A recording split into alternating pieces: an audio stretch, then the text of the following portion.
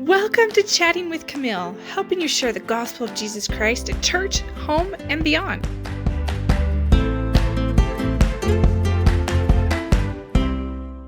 Welcome! Today we're going to talk about some ideas of how you can share the gospel of Jesus Christ at church, specifically teaching ideas for why we should keep Jesus Christ a central part of our lives. This is typically taught in young women's classes and quorums of the Aaronic priesthood on October 9th, so the week right after General Conference. Idea number 1, notice the very beginning of this lesson in the Come Follow Me manual. Typically, it talks about how we need to go over those 4 parts of the work of salvation and exaltation. But this week, it tells us to do a General Conference review.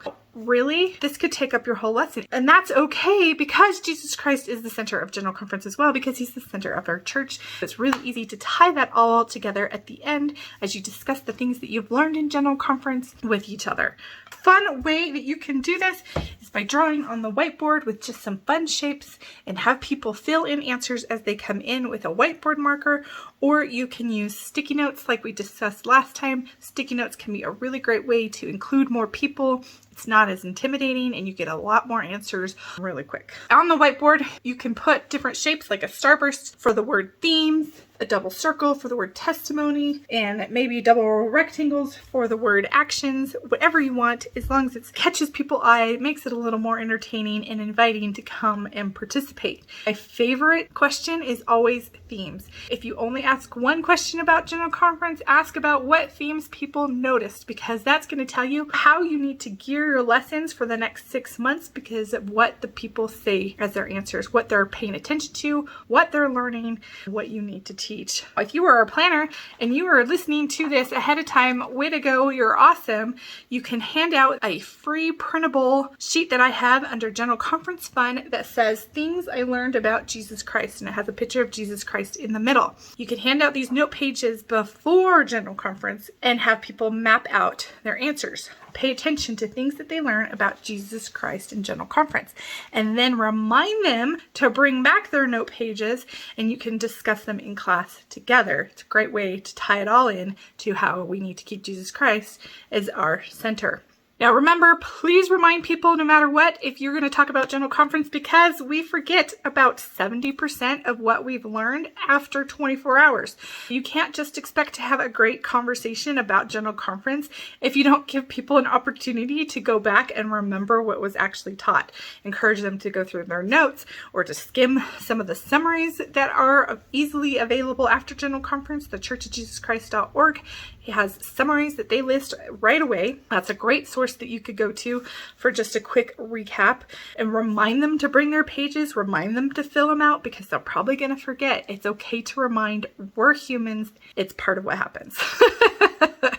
Idea number 2, if you want to add some fun or you need help getting your class to focus, or you just aren't sure how to organize your lesson, this idea is for you. Grab a magnetic dartboard, and you're going to need cards that you can post up on the whiteboard as well, just like index cards or pieces of paper. You're going to put the cards on the board, and they're going to have the questions or the reading assignments or a quote, etc., that you can then discuss as a class. You're going to put those up on the board and you're going to put them in a grid. Some of the cards are going to be under like 100 points. Some of them are going to be under completely missed the board. Some of them are going to be under bullseye or whatever you want to do, okay? You invite one person to come up at a time and they throw the dart at the magnetic board, and wherever their dart lands is the card that they then get to flip over, and that's what you discuss for that part of the lesson. You could do this for the whole lesson. You could do it for just enough time for everybody to have an opportunity to do it once, whatever, but it's a great way to tie things in.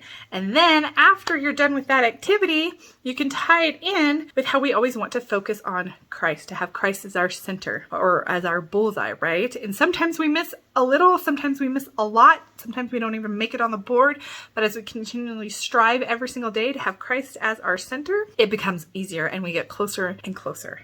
Now, there's a great quote from Elder Holland back in October 2019, where he says, "May we strive to see Christ at the center of our lives, of our faith, and of our service." They have a great coloring page if you want to use that in your lesson, or send it home to people, or just use it as a visual. Jesus Christ is at the center, and activities that can help lead us to that center on that on this board. That's a great way to tie in the dartboard with Jesus Christ being our center.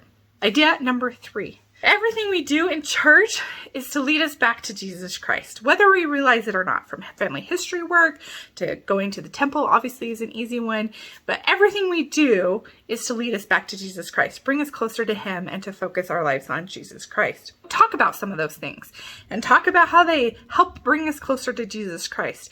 Specifically, in the last couple of years, the church has made changes to help it make it even more clear that Jesus Christ is the center of everything that we do.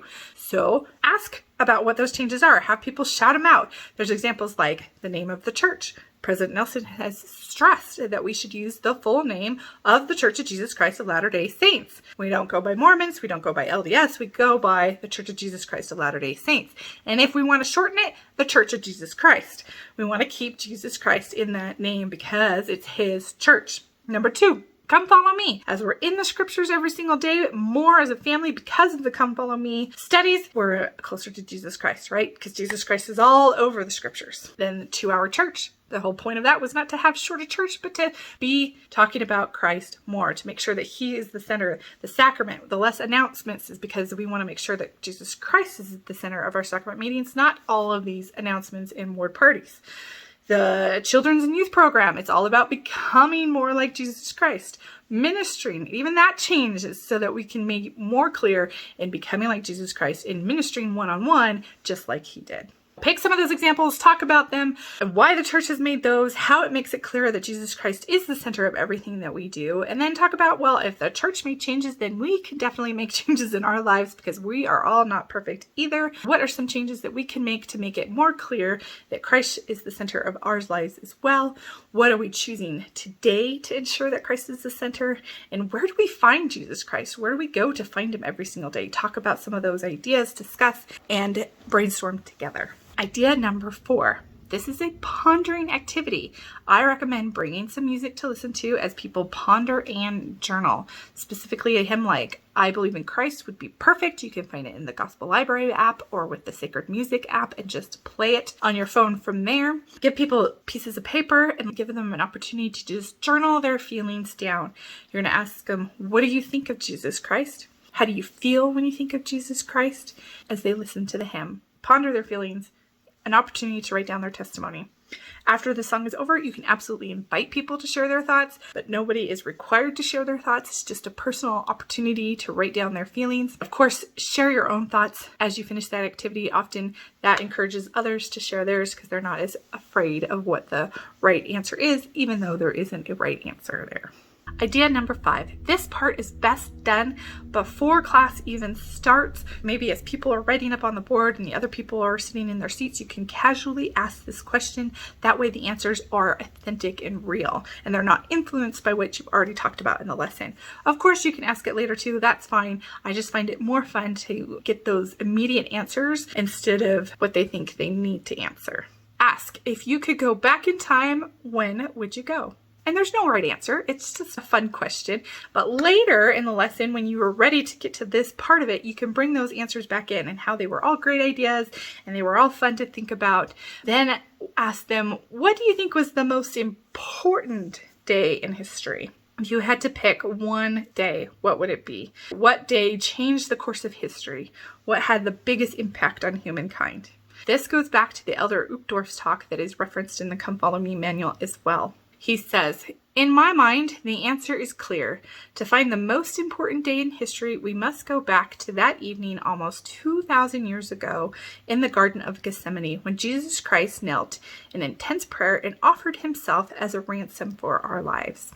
After you read that quote, it's an excellent opportunity to show a video that's recommended in the manual. It's a Christmas video, but it's so good for this lesson. In the beginning, it talks about what life would be without Jesus Christ, and then it shows what our life it can be like because we do have Jesus Christ and he did atone for our sins. Excellent video. Play it and ask people's thoughts about why we believe in Jesus Christ and what we can do to come closer to him and make him a part of our daily lives.